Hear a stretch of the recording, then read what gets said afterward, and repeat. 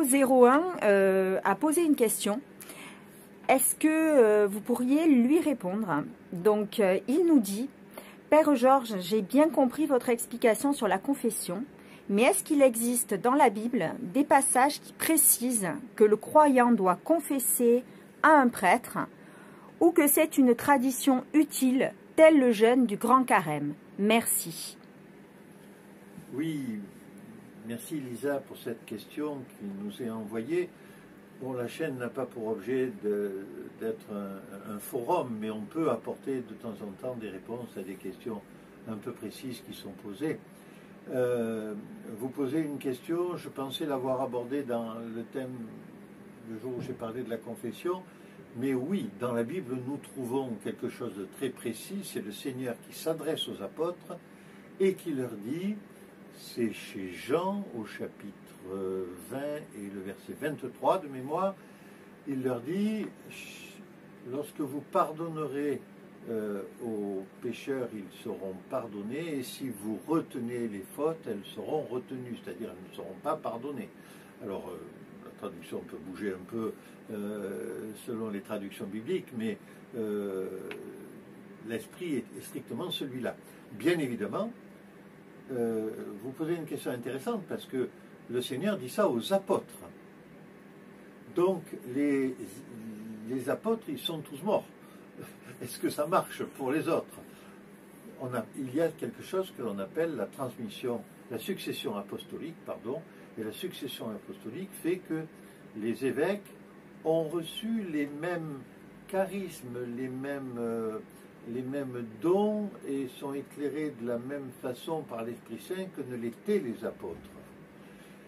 Les évêques, ils ne peuvent pas confesser tout le monde, parce que dans des gros diocèses, ça poserait quand même beaucoup de difficultés. Donc, cette autorisation, cette possibilité de recevoir les péchés et de les pardonner a été transmise aux prêtres. Pas à tous les prêtres d'ailleurs, aux prêtres qui ont reçu la prière du Père spirituel, c'est-à-dire qui ont été reçus comme confesseurs. Tous les prêtres dans la tradition orthodoxe ne sont pas confesseurs. Ils le sont généralement, mais pas toujours.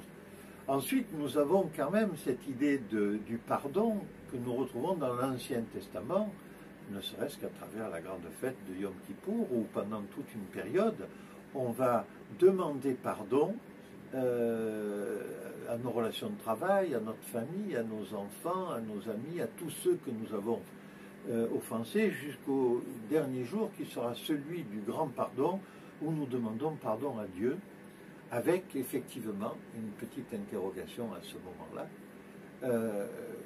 C'est que nous demandons pardon à Dieu, mais est-ce que Dieu nous a pardonné? Et ça, bien sûr, je n'ai pas la réponse. Je ne suis pas rabbin, et un rabbin pourrait donner des explications plus larges, mais voilà.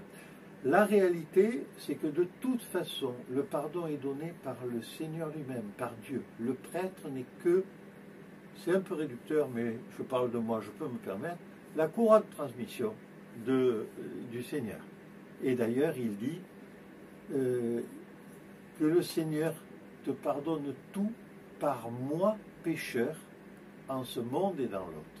Voilà la prière qu'utilise le prêtre dans la confession orthodoxe, et vous comprenez bien que ce n'est pas le prêtre qui pardonne, simplement il prête, entre guillemets, sa main au Seigneur pour que le pardon descende sur le pénitent. Voilà la réponse que je pourrais vous apporter en vous remerciant de votre question, elle était intéressante. Alors, il y en a une deuxième. Nous avons donc également une personne qui s'interroge, qui n'est pas baptisée, et qui se demande s'il a le droit de faire le carême. Alors, quelqu'un qui n'est pas baptisé et qui se pose la question de savoir s'il a le droit de faire le carême, je pense que c'est quelqu'un qui est en chemin, qui se pose des questions autour d'un engagement vers le Seigneur, qui peut-être est en train de lire. Le carême, finalement, c'est ce que nous offrons au Seigneur pour nous détacher un peu de notre la gangue, de cette nature humaine qui est la conséquence de l'exil d'Adam, qui est la conséquence de la faute originelle, qui fait que nous sommes des êtres corruptibles. Nous le savons. Nous pouvons être corrompus, mais nous corrompons nous-mêmes à travers nos actions, à travers nos... Voilà. Donc, quelqu'un qui veut faire le carême, c'est quelqu'un qui veut s'inscrire dans une démarche qui est la démarche d'une certaine pureté, je pourrais dire, d'une certaine sagesse. Et bien évidemment, s'il n'est pas chrétien, mais il peut le faire. Alors après, il va essayer sans doute le faire pour que ça ait du sens en l'offrant au Seigneur. Parce que notre carême, nous ne le faisons pas pour être les plus beaux et les meilleurs. On en a parfois envie, mais c'est pas pour ça que nous le faisons. Donc, sans doute, ce carême, il va être offert à Dieu. Et bien évidemment, il a davantage de sens à ce moment-là. Donc, moi, j'invite cette personne à faire le carême, mais à assortir à ce carême, bien sûr, les prières qu'elle trouvera probablement sur Internet. Et je vous rappelle encore la prière de Saint Éphrem le Syrien, qui est pour moi un grand best, vraiment une prière qui est l'épine dorsale de notre foi de chrétien. Et puis bon courage sur ce chemin. Et puis s'il vous rapproche un petit peu plus du Seigneur, gloire à lui. Voilà mon père, c'était tout pour cette fois. Merci beaucoup. On apportera d'autres réponses à d'autres occasions, Lisa.